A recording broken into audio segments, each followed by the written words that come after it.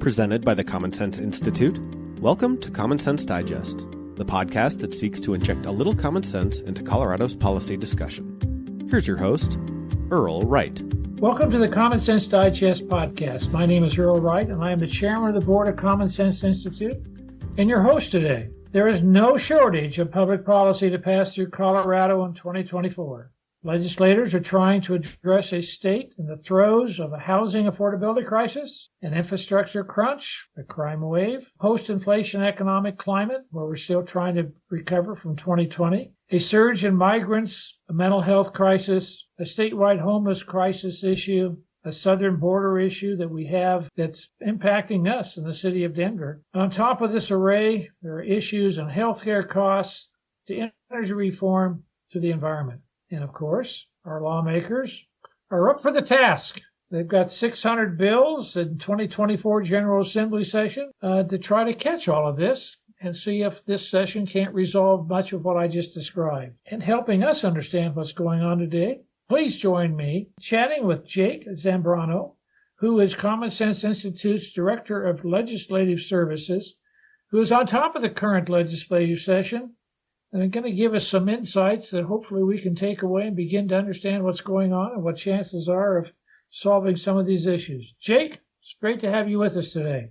Earl, as always, it's wonderful to be with you, and I always look forward to this opportunity to have a conversation with you. Well, Jake, you've got insights that many of us would like to have because you're down there at the state capitol, and you've got a real sense of what's happening on both sides of the aisle as well as in the executive offices. Is there any sense of urgency yet with less than a month to go in this session with regards to the legislative actions that are going on? Give us a sense of the temperature of the Capitol.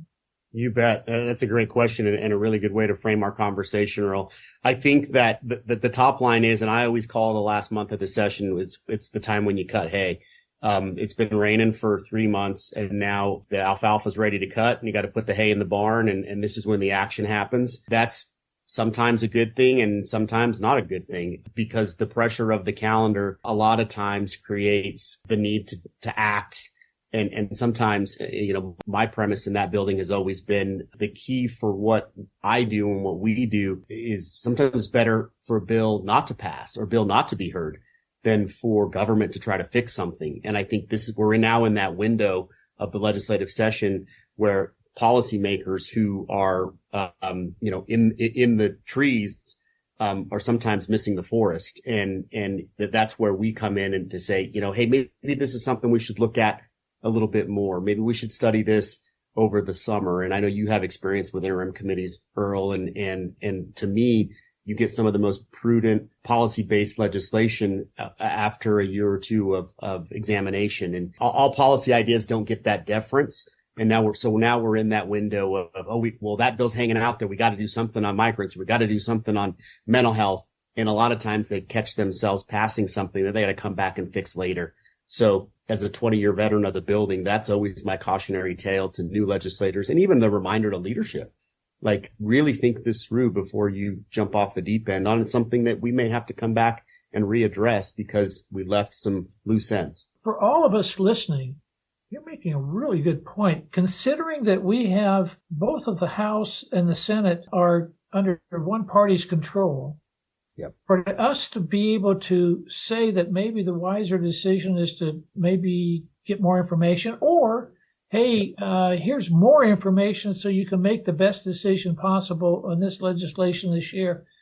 I hear you saying that having people with a sense of interest and a strong insight on the particular issues and sharing that with the legislators can help them make that decision you're talking about. Like, maybe we ought to think about this over the summer, or, hey, if we're going to make this decision, maybe we need to make this kind of a change or that change. So outside input from people that have a strong database can be useful in a situation like this. Or am I overstating the importance of CSI in our studies?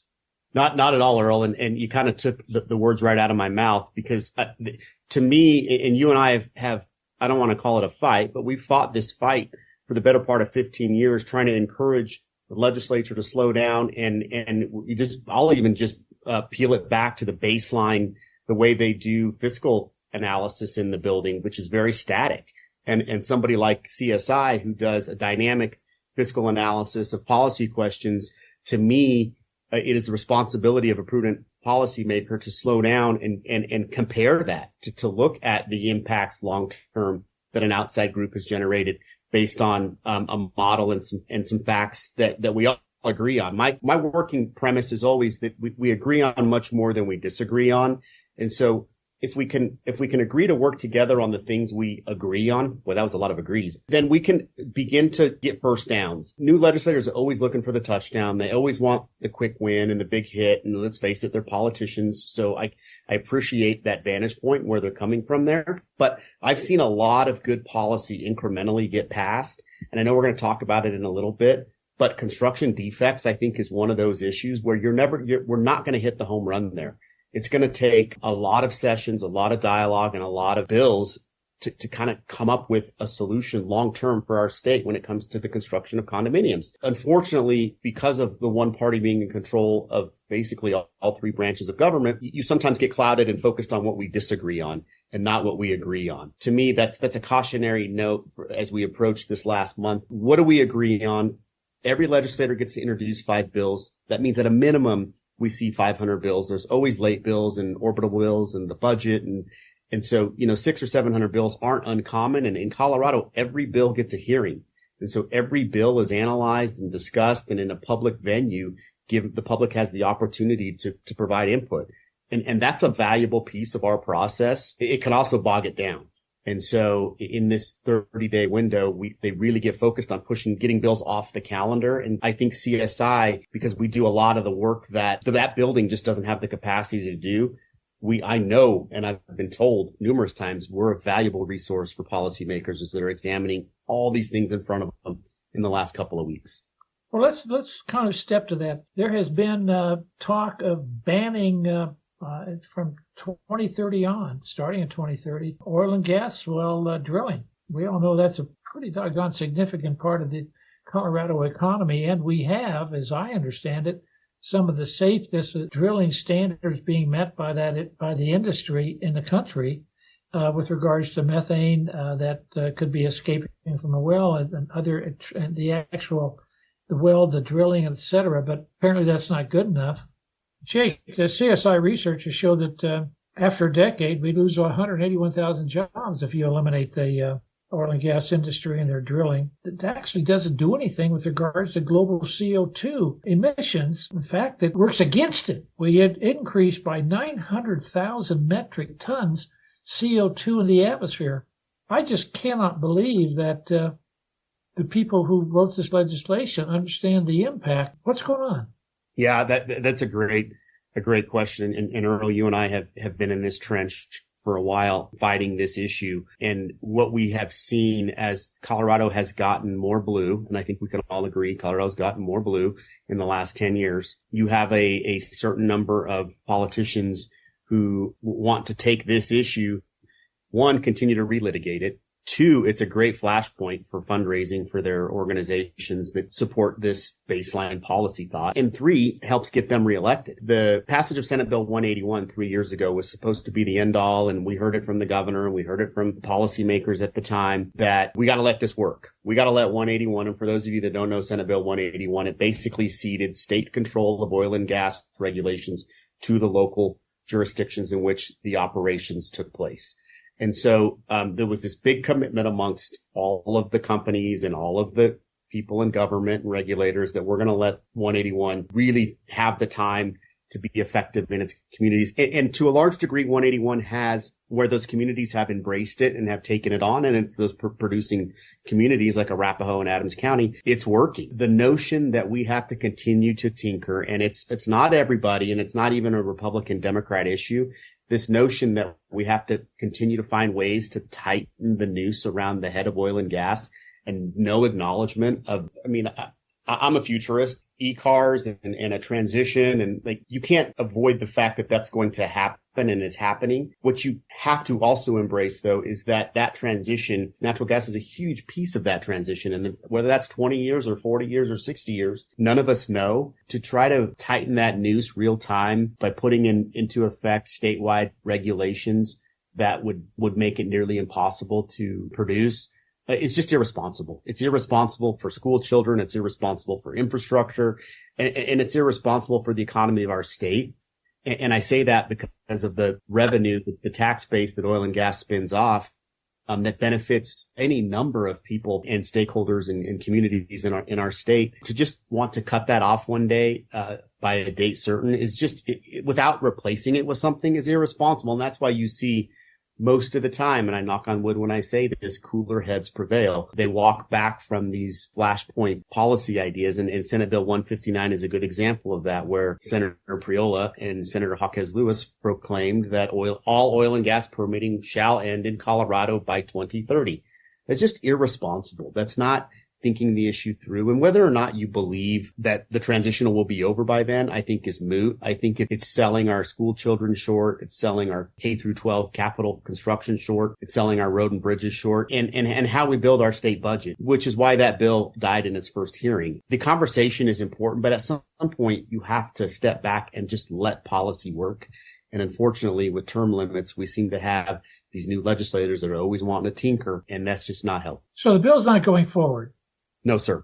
The bill died. That's good. And I guess the thing that really struck me in the CSI study was the severance tax and the contributions that the industry is making to the state economy, jobs, and the salary levels, as well as the impact on the school system in the communities that the oil and gas industry was producing.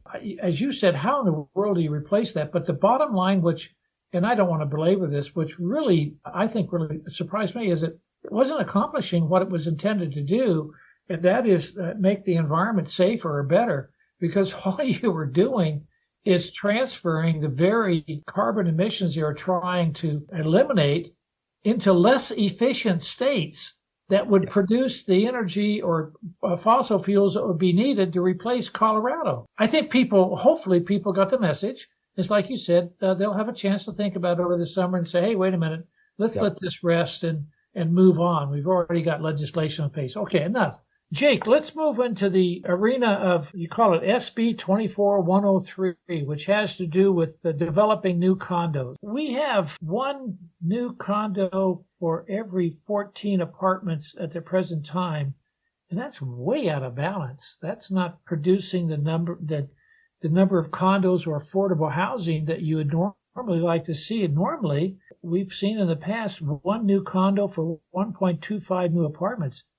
That is way out of balance. And we all know that we've got a big housing problem in the state with regards to affordable housing. What's going on down at the state legislature to help us get this back in balance? You bet, Earl. And that's a great question. And there's a lot of people focused on this policy question down at the Capitol. Senate Bill 106, they refer to in the short title is the right to remedy. 6 or 7 years ago, CSI set out in a partnership with a couple of policymakers that were in the Capitol at the time, Alec Garnett and Cole Wist, to start to really address this issue that we, as an organization, CSI, pointed out 6 or 7 years ago. Why is condominium building on the decline? And it became very clear very quickly that builders weren't willing to take the risk in building condominiums when the lawsuit exposure, the litigation exposure was so great to them. And to me, it really underscores the downside of single party power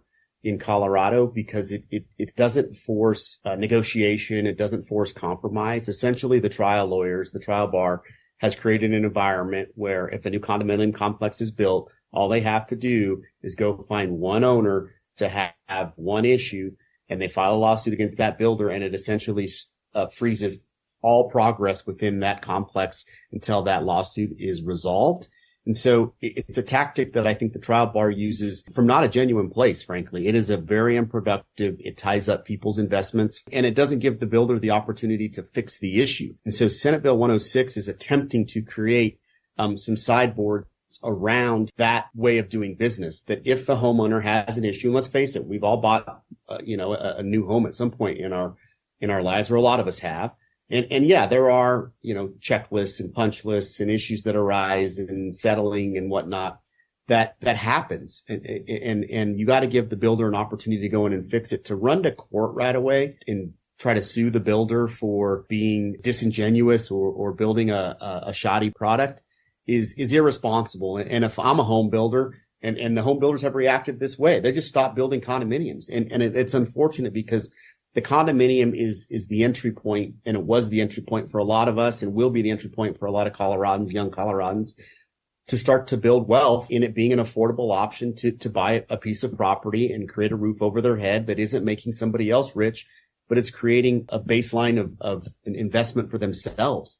And the trial bar has single-handedly shut that off. I really appreciate the thoroughness of your explanation as to what has gone on. I know that in our own firm, we have young people here that would love to have a chance to buy a house, and the delay that's occurring because of the cost, the entry, and today's interest rates with regards to mortgages, which have pretty much doubled the cost of a mortgage with regards to young people trying to get into some kind of a accommodation of where they own it, and then to talk about not having something available in the range of the 250 up to 350 range, maybe 400 to get something started. That's difficult for them. In fact, it's made Colorado less attractive for some people coming into the state. And studies that we've shown, it's shown the immigration to the state has slowed down.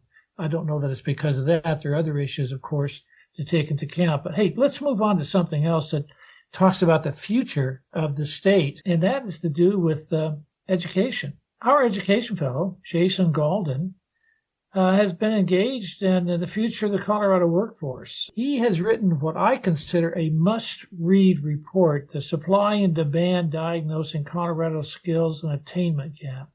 And I don't care if you're retired, and even if you're a millennial, listen to this, but it really talks about what we have a need of in the state of Colorado, really producing through the educational system what we need. And I was astonished to read the misalignment that's occurring in the post-secondary education arena as far as the credentials. We may be producing some well-educated people, but we only need so many sociologists, and we may need only so many people that are in the area of construction, which I was surprised by. But we need some other areas where STEM, but yet he and his group points out how we can resolve that over time if we take advantage of some things that are already in place, like Luminance and ColoradoFuturesJobs.com, where people can line up, and also things that need to be done at the K through 12 arena. How does the state legislature see this, or are they as attuned to it as we might be in the public policy arena at the present time, Jay? Can you give us an insight as to what's going on down there relative to what I just said? Earl, this is a very exciting subject area, in my view. I started out my career in higher education, and so have always been a wonk when it comes to attainment and higher ed and what does the future look like for Colorado young people. In this legislative session and kind of this window of time that we're in under this Governor Polis has really challenged kind of all levels of education to reexamine the types of programs that students are being offered. And whether that be at the K-12 level or at the community college level or at the 4-year university level, this governor has said to everyone, hey, I'm not just going to keep throwing good money after bad for, Earl, in your words, more sociologists. Let's really dig in and figure out where is the gap, what does industry need, and how do we address that?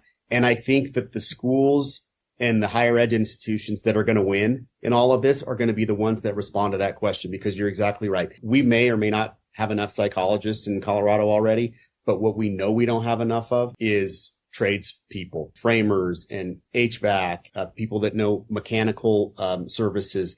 These are the type of jobs that are really good paying jobs that after 2, 3, or 4 years of education, you'll have no problem going out and finding 6-figure work. And to me, it's about a ladder. It's about, and nursing has proven this out. The nursing ladder from assistant to bachelor's of nursing to master's of nursing, the data shows that once you get into a career field, people want to progress in that career field. So if we can create an entry point for students who don't see themselves as traditional college students, we're only doing ourselves better. And groups like Rocky Mountain Mechanical Contractors partnering with with Colorado State University and creating a construction trade school. CSU has responded well. The community colleges have been phenomenal in this space in creating ladders of workforce and helping students attain the next step in their education. And I love what fellow Galden has done in his research. He's kind of taken all that and bundled it up and said, okay, we got a good start, but now let's press our bet. Let's take it to the next step. Let's try and create even more opportunities. And we are at that beautiful flashpoint where you finally have buy-in from all these stakeholders. So now let's go act on it. The report, and I encourage everybody to take a look at it, because the report is outlined specifically by various job categories, all the way from business and financial operations down to farming and fishing, et cetera. And I was really taken back that, we have, 8.2% of the population in the business and finance operations, but by 2031, we'll need 13. And then you go down to areas like architecture and engineering, which I was quite surprised that we have 8.6% being met by the population, but we're going to need 3.6% in 2021. That really surprised me. But then you go into the area of healthcare practitioner and technical, like you said, we're about 1% lower than what we need. This study just lays out what we need over the next 10 years. It's challenging us. God love Governor Polis for saying, hey, we've got to take a look at this and see how we match up and how the educational programs can match up. And I guess I got to go back to the question that I kind of want to restate again, if I could, is there anything going on in the legislature that is encouraging the K through 12 or higher ed to match up better with what the needs might be relative to what they are currently is being produced out of our education system? Earl, I think that's an important piece that we need to examine. The purse usually does control the decision-making process in the Capitol, and the legislature does control a bucket of money that they call capital construction dollars. And over the last 4 or 5 years, the Capital Development Committee, which is 6 members, it's a bipartisan year-round committee, 6 members of the legislature that are tasked with examining all the capital infrastructure in Colorado, which includes a huge portfolio in higher education. Right.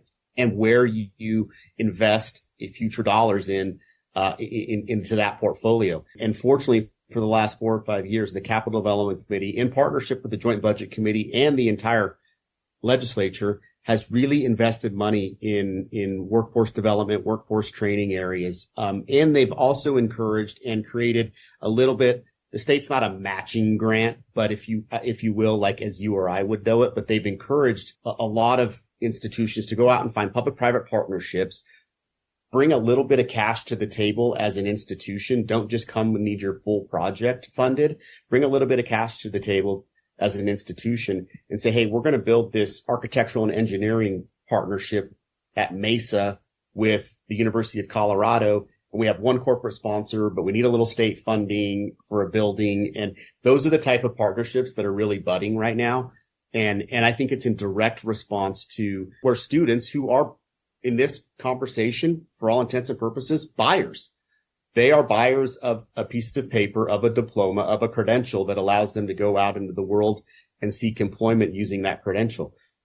I think higher ed in Colorado is finally starting to realize that. And it's been a long process because a lot of times we're just going to create all these programs in academia and you kind of force yourself into the programming. Whereas now I'm seeing a lot more at the community college, especially level of, hey, this industry needs more technical welders. And so we're going to create a welding program at our community college to respond to that skill set. And it just works up from there. Nursing is a classic example in Colorado. Colorado has led the way on nursing ladders in the country, I believe. And it's because we have a lot of access points. And then the schools partner with one another to allow their students to stay home, work in their profession, raise their families, put roots down in communities, but also, and online education is just revamped the way we do higher ed now. I want to push on one topic, with only which I'm very being consumed by it. AI, for example, the fintech world, and all these things that are cutting edge in the world of finance and banking right now. We're all, I guess, either know about it or we're being introduced, and it's becoming a part of who we are and what we're doing. That means computers and mathematics and people with computer and mathematical backgrounds. And the study says that we've got about half of what we need for 2030. Is there any area like that where there's a specificity of looking at the future in kind of the tech area and saying, hey, we're short here and we've got to cover this? Or is that just being covered with all the other general applications of improvements we're trying to put in place? Yeah, that's hard to say, because as AI has just sort of barnstormed the conversation around policy and how what's next in that realm, it's hard to say. But what is clear is, and K-12 has done a good job in creating STEM only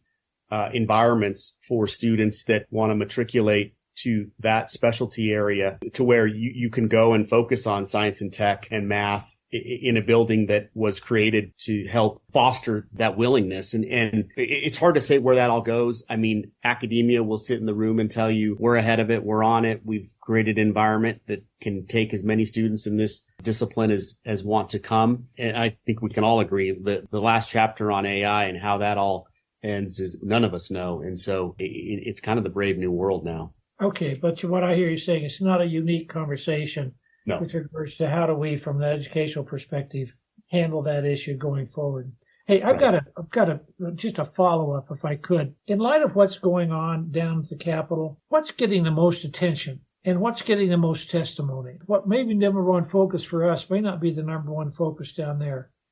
Can you give us an insight as to the answer to that question? Yeah. And unfortunately, Earl, I don't think it's great news. Crime and law and order seem to still be on the top of minds of everyday rank and file Coloradans. And how this legislature has responded to that in the last 2 or 3 sessions, in my opinion, has not been great. And I will give you one brief example. Last week, as the body was debating early release / bond relief for felons, they were also making it illegal for a law enforcement officer to put a suspect in the prone position. And to me, it's a huge disconnect. Who are we trying to protect here? Where are we placing value on our citizenry as a legislative body? And to me, it's a really slippery slope. And I don't want to diminish the thinking of the policymakers that want to give second, third, and fourth chances and figure out how you rehabilitate and figure out how you help somebody reintegrate back into their community. That's a great goal. But ultimately, our society is always going to have bad people, and bad people need to it's the government's responsibility to protect the good people from the bad people. Help me out. A prone position, is that something that the officer, the sheriff, or the policeman is in fact physically doing something to the company, or is that where they are asking the suspect to lay on the ground in a certain way where they won't be able to attack the officer or sheriff, or less inclined to? Yeah, it's a restraint technique that law enforcement uses in the field when they've apprehended a suspect, and it's effective, and it keeps the officer safe, it keeps the suspect safe, and it allows the officer, and a lot of times, to wait for backup to arrive so that they can continue on with the procedure of the arrest without exposing harm to themselves.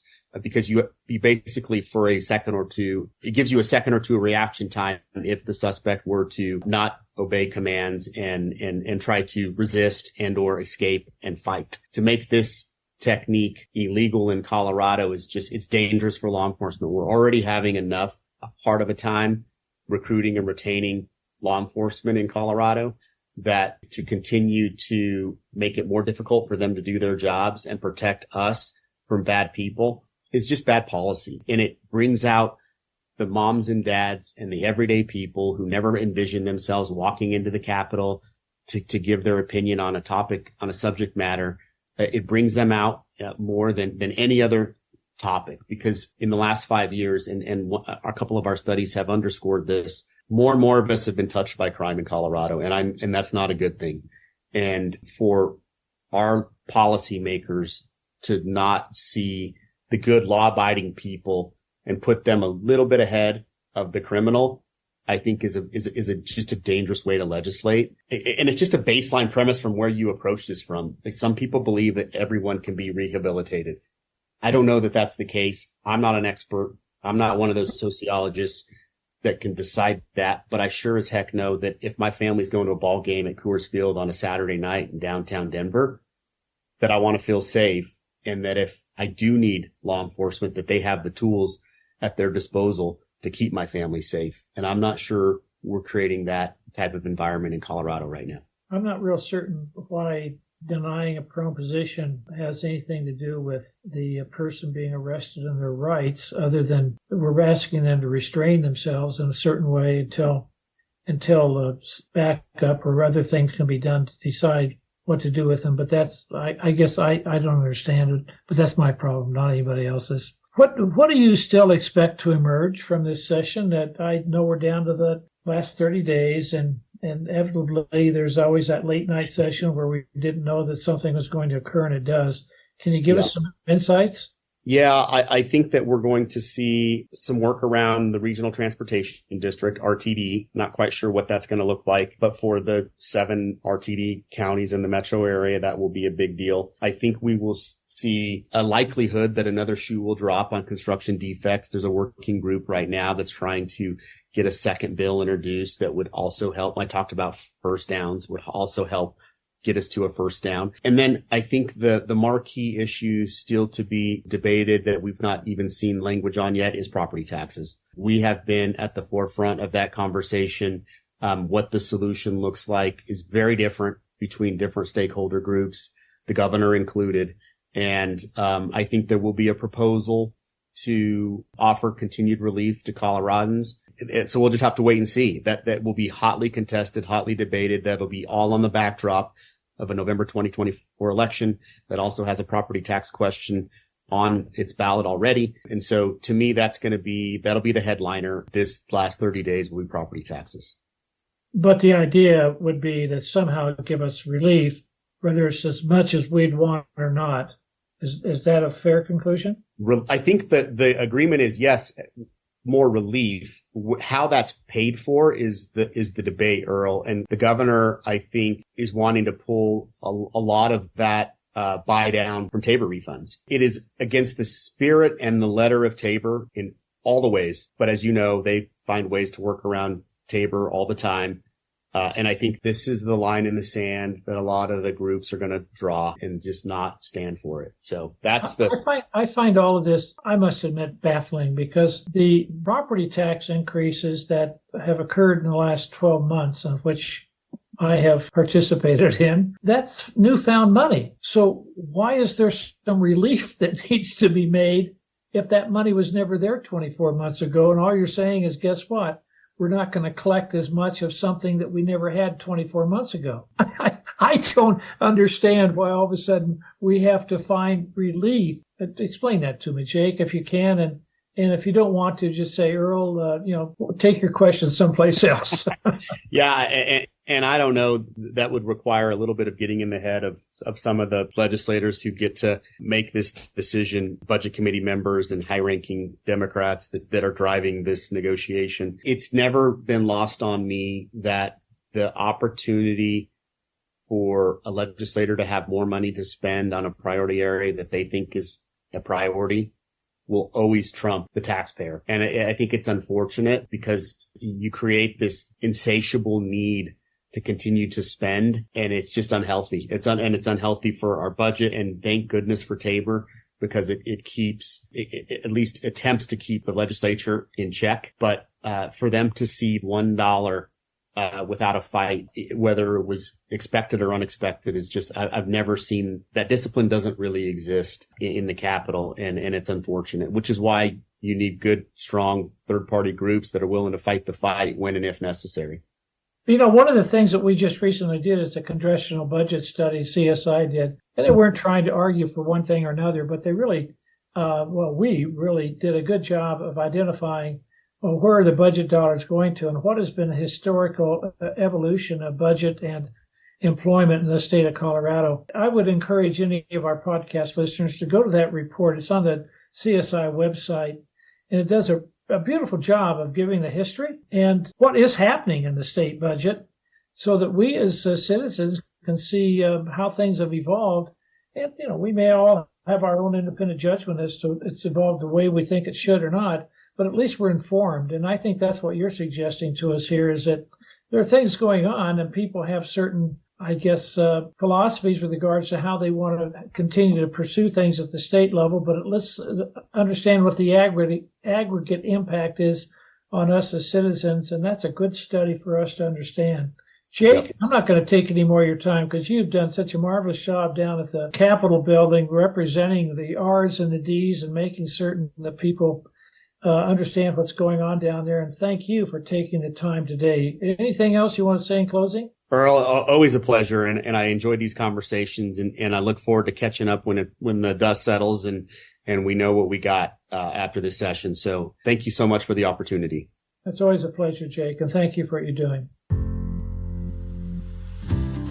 Thank you for listening to the Common Sense Digest. For more on today's topic, as well as our research on the most pressing public policy issues facing Colorado, please visit commonsenseinstituteco.org. The preceding episode, along with all others, is available on podcatchers everywhere or on our website under the podcast tab.